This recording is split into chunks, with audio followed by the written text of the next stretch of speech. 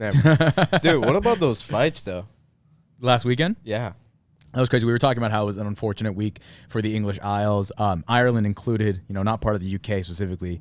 Part of Ireland is, but I think Conor McGregor is unfortunately from Southern Ireland. Because he poor guy broke his ankle, didn't he? He broke his fibia and tibia. Jesus. He broke both bones in his. Did you guys see the picture? Because it looked like his I saw it live, and bended. as soon as I saw him sit down, I was like, "Oh no, he's hurt." No, I saw it happen. Like the camera angle that they were focused on during when it just happened was above the knee, so you couldn't really see it. But I saw the expression in his face and just like him stepping back, and as soon as him slouching slightly, and then him like face arching in pain. I was like, no way, no chance. Like, no. That's like I saw that. I saw him like. He kicked, he landed, and then he sat down, and I like you're right, like the camera didn't show the bottom, but I was like, "There's no way." But like I was like, did he just tear his ACL or something? Yeah, some like, injury. Yeah, like I was like, he's definitely injured. And then him taking, and then him getting like beat down. I was like, oh my god, dude, this poor guy is like probably like incredibly in pain, but like he's probably like adrenaline up. Oh, he was. Yeah. I mean, that post-fight interview was crazy. Oh, your wife's my DMs, man. Oh, fuck you. We'll be at the after party. My man was fucking going off on Dustin. It was hilarious. But yeah, now he's like he's like still in the hospital on morphine just constantly. That's why he's tweeting a bunch of weird shit.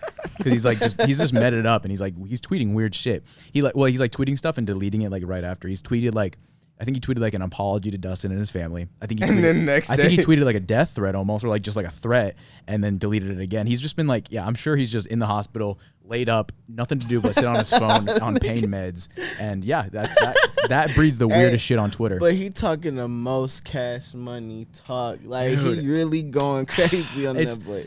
It's so annoying because like we were watching it live, and I mean, as far as the entire event goes, like the fights you thought would be bangers weren't bangers, and the fights that were sort of under the radar were bangers.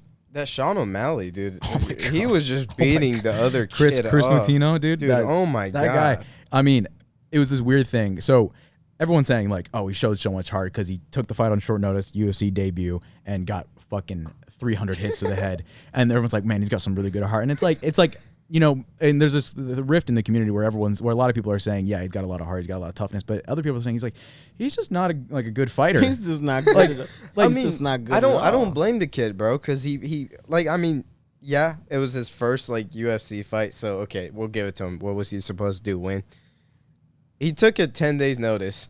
Yeah. Had a job before, so he had to quit the job. I was just like, dude, this guy had a job 10 days ago, and now he's getting his face bashed in by Sean O'Malley. I can totally respect him for that. Because, I mean, like, Sean doesn't just, like, get a lucky shot and hit you, but to take 300 hits from him and not go down, like, not go unconscious, I should say, really, really, really impressive. And just walk forward into all of them the whole time. Zombie through the whole thing. It was crazy. And I was just like, we were watching it, like, a day or two after it happened, and my friend was like, well, he wasn't hitting him hard. I was like, well, he's still hitting him. Well, no, it doesn't matter if it's hard or not. Yeah, no, and it's hard. I mean, like I mean, it's a punch. No, he's knocked out. He's knocked out all but 2 of his opponents that he's won against. Like he's knocked out 10 guys because he does that same thing that he did to Chris against certain people, and they're out in half a round. If he gets 2.5 minutes of full connections, like they're going out. But to take that, like Sean was telling how much his hands hurt after the thing, but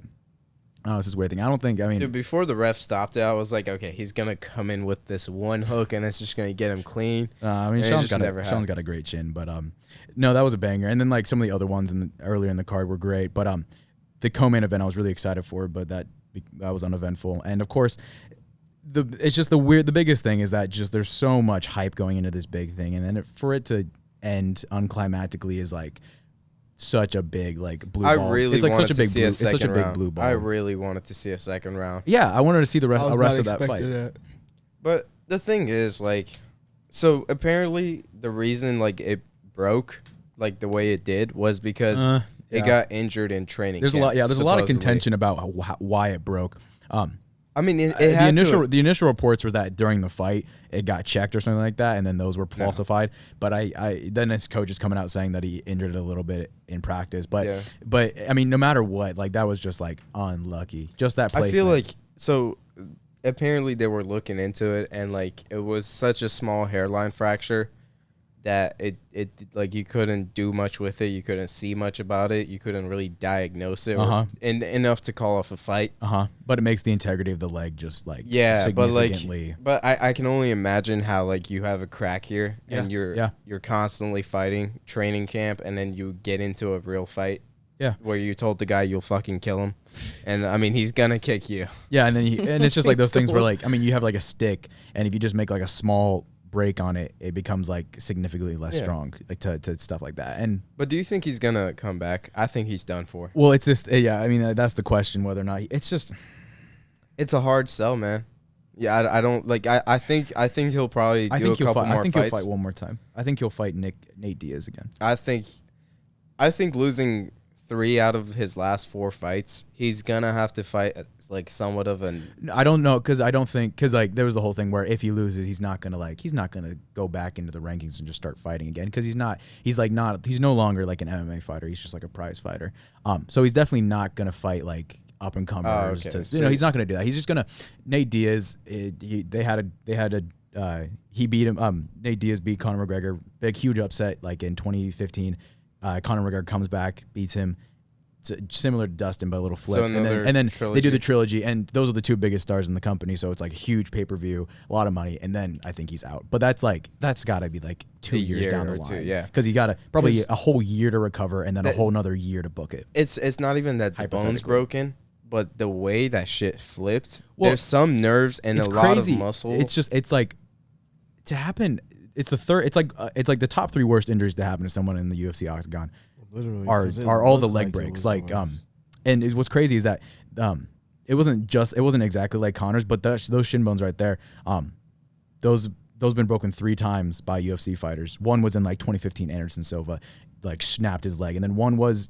I mean, I think you remember it just a few months ago. The guy snapped his leg on a leg check, and it was flapping. Yeah, and it's like the same thing, like the same break happened to Conor, but in a different way. But it's crazy that they happen so close to each other because the last one was 7 years ago, then another one happened 7 years later, and then only a few months later is the next one. And it's crazy that like the 3rd worst injury to happen to anyone in the sport happened to just Conor McGregor after the most anticipated pay-per-view. Like it's just such a weird thing. It's like this weird cosmic thing, similar to the last one. Like it's just like this shit is so weird. And going into it, I even thought.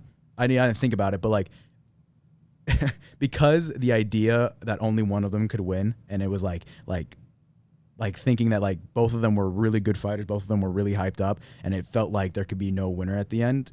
It sort of had to end in a way like this because cosmically there was like no other way for it to end in my mind because I expected both guys to just.